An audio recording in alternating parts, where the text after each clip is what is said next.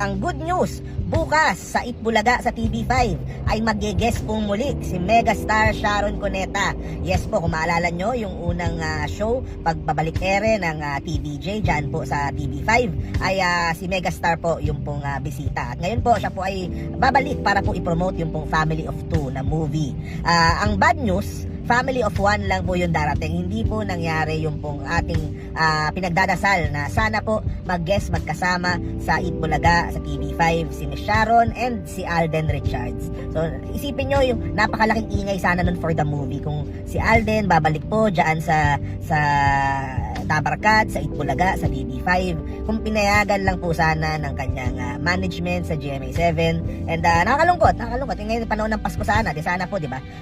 Kung talagang seryoso po na tapusin itong network wars, di sana po ay pinayagan man lang na mag-guesting. Hindi naman yung makikita mo na araw-araw dyan sa EAT, Itbulaga itong si Alden, di ba?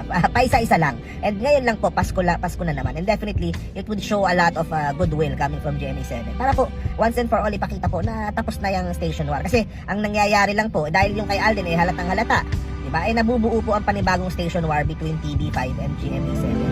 Ayaw po nating mangyari yun kasi syempre hindi po maganda para sa industriya as a whole na nagkakaroon ng ganyan, na pinipigilan yung mga talent na mag-guest. Hindi naman mag-host o mag-a-appear o matagal na. Hindi po, isang guesting lang. So yun po ang mangyayari bukas. Si Miss Sharon Cuneta po ay mag-guest. Siya pong mag-isa sa Itbulaga. Okay, so bukod dyan sa Sunday, okay, meron na po yung kanilang premiere night sa Trinoma, December 17. So, red carpet premiere, dyan po sila. Nandyan si Miss Sharon, nandyan si Alden, and hopefully nandyan din si Miles.